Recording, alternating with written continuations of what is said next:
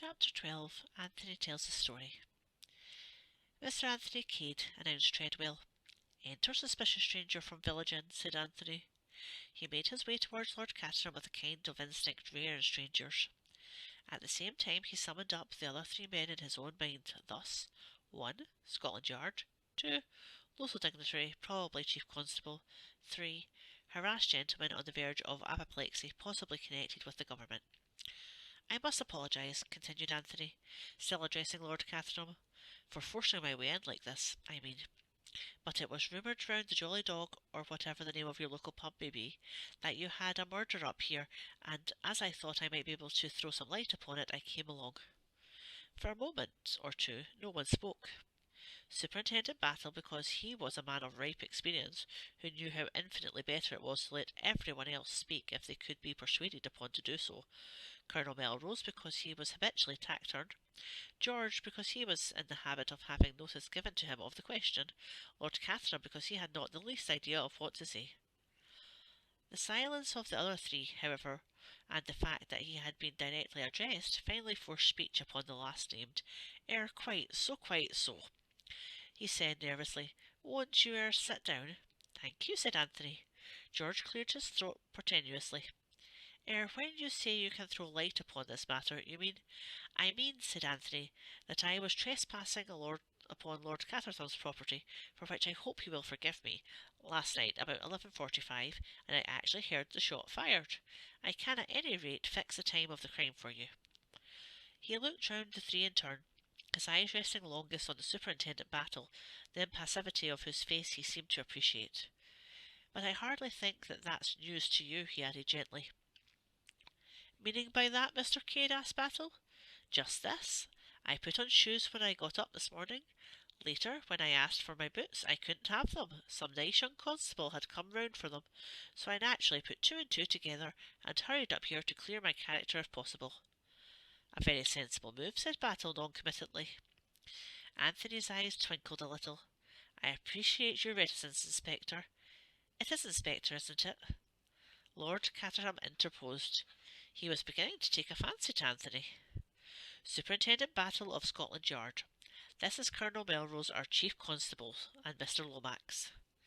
Anthony looked sharply at George. Mr. George Lomax? Yes. I think, Mr. Lomax, said Anthony, that I had the pleasure of receiving a letter from you yesterday.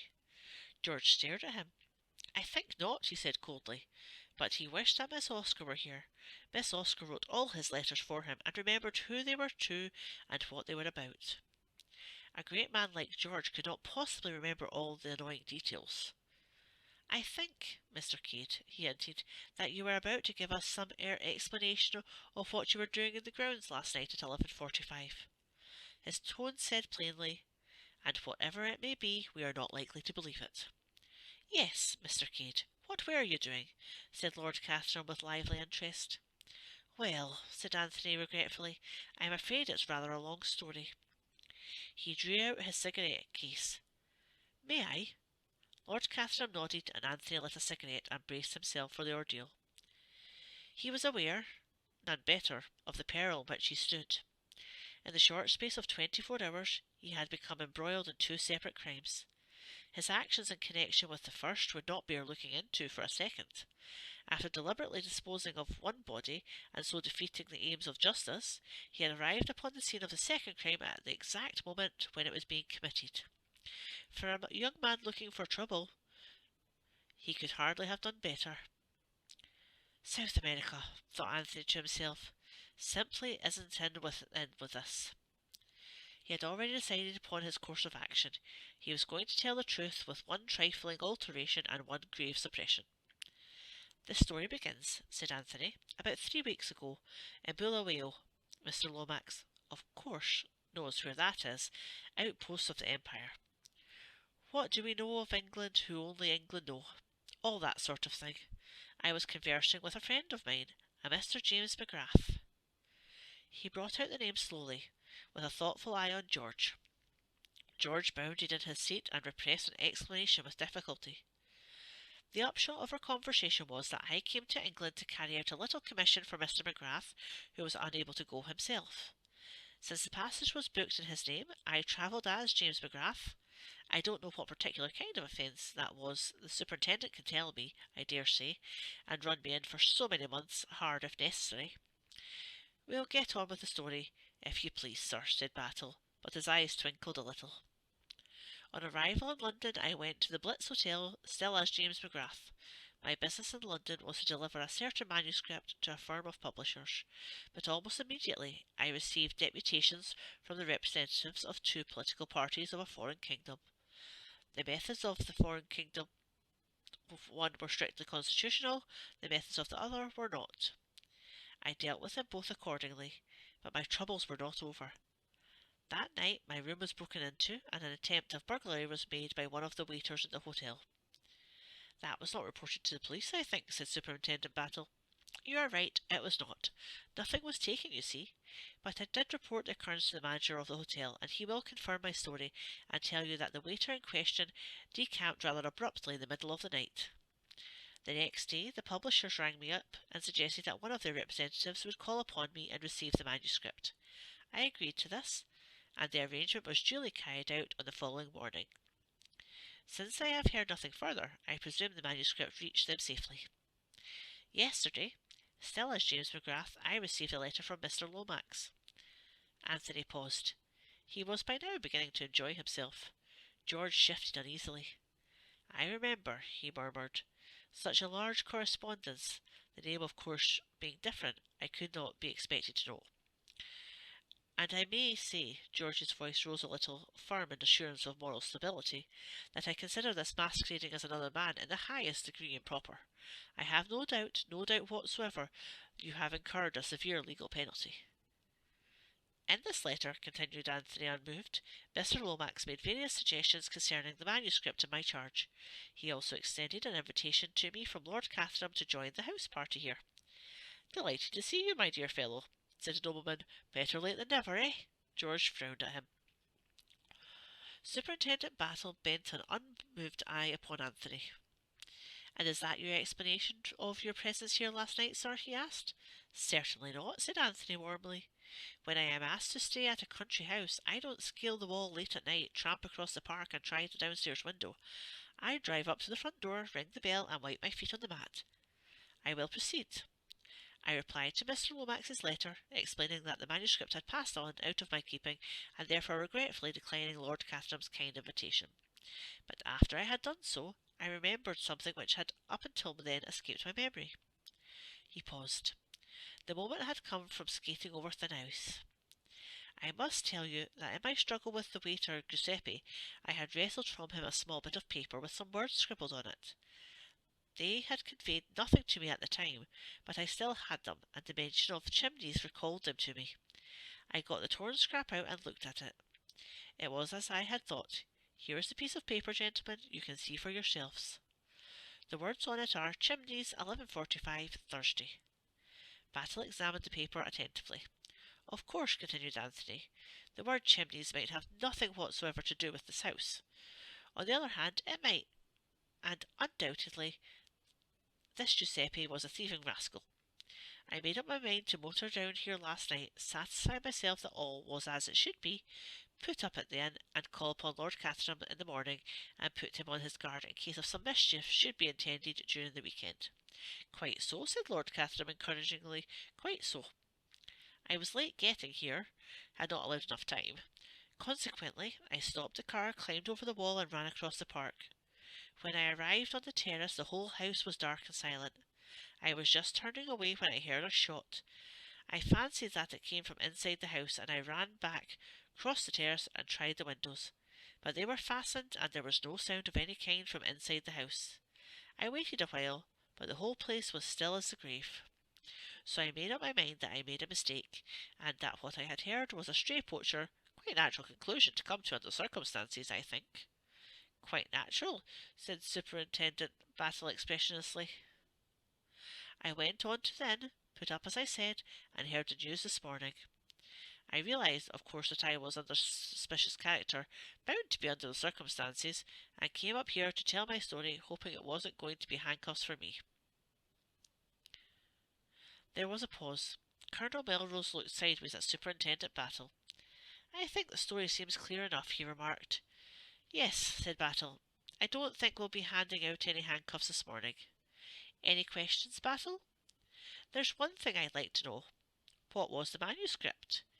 He looked across at George, and the latter replied with a trace of unwillingness. The memoirs of the late Count Sturblespitch, you see. You needn't say anything more, said Battle. I see perfectly. He turned to Anthony. Do you know who it was that was shot, Mr. Cade? At the Jolly Dog it was understood to be a Count Stanislaw, or some such name. Tell him, said Battle laconically to George Lomax. George was clearly reluctant, but he was forced to speak. The gentleman who was staying here, incognito, as Count Stanislaus, was His Highness Prince Michael of Czechoslovakia. Anthony whistled. That must be Richard Stockford, he remarked. Superintendent Battle, who had been watching Anthony closely, gave a short grunt as though satisfied of something, and rose abruptly to his feet. There are one or two questions I'd like to ask Mr. Cade, he announced. I'll take him into the council chamber with me, if I may. Certainly, certainly, said Lord Caterham. Take him anywhere you like. Anthony and the detective went out together. The body had been moved from the scene out of the tragedy. There was a dark stain on the floor where it had lain, but otherwise there was nothing to suggest that a tragedy had ever occurred. The sun poured in through the 3 windows, flooding the room with light, and bringing out the mellow tone of the old panelling. Anthony looked around him with approval. Very nice, he commented. Nothing much to beat old England, is there? Did it seem to you at first that it was in this room the shot was fired? Asked the superintendent, not replying to Anthony's eulogium. Let me see. Anthony opened a window and went out onto the terrace, looking up the house. Yes, that's the room all right, he said. It's built out and occupies all the corner. If the shot had been fired anywhere else, it would have sounded from the left, but this was from behind me, or to the right, if anything. That's why I thought of poachers. It's at the extremity of the wing, you see. He stepped back across the threshold and asked suddenly, as though the idea had just struck him. But why do you ask? You know he was shot here, don't you? Ah, said the superintendent. We never know as much as we'd like to know. But, yes, he was shot here all right. Now, you said something about trying the windows, didn't you? Yes, they were all fastened from the inside. How many of them did you try? All 3 of them. Sure of that, sir. I'm in the habit of being sure. Why do you ask? That's a funny thing, said the superintendent. What's a funny thing? When the crime was discovered this morning, the middle one was open, not latched, that is to say. Phew, said Anthony, sinking down on the window seat and taking out a cigarette case. That's rather a blow. That opens up quite a different aspect of the case. It leaves us 2 alternatives. Either he was killed by someone in the house, and that someone unlatched the window after I had gone to make it look like an outside job, incidentally with me as the little Willie. Or else, not to mince matters, I'm lying. I dare say you incline to the second possibility, but upon my honour you're wrong. Nobody's going to leave this house until I'm through with them. I can tell you that, said Superintendent Battle grimly. Anthony looked at him keenly. How long have you had the idea that it might be an inside job? He asked. Battle smiled. I've had a notion that way all along. Your trail was a bit too flaring, if I may put it that way. As soon as your boots fitted the footprints, I began to have my doubts. I congratulate Scotland Yard, said Anthony lightly. But at that moment, the moment when Battle apparently committed Anthony's complete absence of complicity in the crime, Anthony felt more than ever the need of being upon his guard. Superintendent Battle was a very astute officer. It would not do to make any slip with the Superintendent Battle about. That's where it happened, I suppose, said Anthony, nodding towards the dark patch on the floor. Yes. Was he shot with a revolver? Yes, but we shan't know what make until they get the bullet out of the autopsy. It wasn't found then? No, it wasn't found. No clues of any kind? Well, we've got this. Rather after the manner of a conjurer, Superintendent Battle produced a half sheet of notepaper, and as he did so, he watched Anthony closely without seeming to do so. But Anthony recognised the design upon it without any sign of consternation. Aha, comrades of the Red Hand again. If they are going to scatter this sort of thing about, they ought to have it lithographed. It must be a frightful nuisance doing every one separately. Where was it found? Underneath the body. You've seen it before, sir. Anthony recounted to him in detail his short encounter with the Public Spirited Association. The idea is, I suppose, that the comrades sent him in. Do you think it likely, sir? Well, it would be in keeping with their propaganda, but I've always found that those who talk most about blood have never actually seen it run. I shouldn't have said the comrades had the guts myself, and they're such picturesque people too. I don't see one of them disguising himself as a suitable guest for a country house. Still, one never knows. Quite right, Mr. Cade, one never knows. Anthony looked suddenly amused. I see the big idea now. Open the window, trail of footprints, suspicious stranger at the village inn. But I can assure you, my dear superintendent, that whatever I am not the local agent of the Red Hand. Superintendent Battle smiled a little. Then he played his last card. Would you have any objection to seeing the body? He shot out suddenly. None whatsoever, rejoined Anthony. Battle took a key from his pocket, and preceding Anthony down the corridor, paused at a door and unlocked it. It was one of the smaller drawing rooms. The body lay on a table covered with a sheet. Superintendent Battle waited until Anthony was beside him, and then whisked away the sheet suddenly. An eager light sprang into his eyes at the half-uttered exclamation and the start of surprise which the other gave. So you do recognise him, Mr. Cade, he said in a voice that strove to render devoid of triumph. I've seen him before, yes, said Anthony, recovering himself, but not as Prince Michael Oblovich. He purported to come from Messrs. Balderson and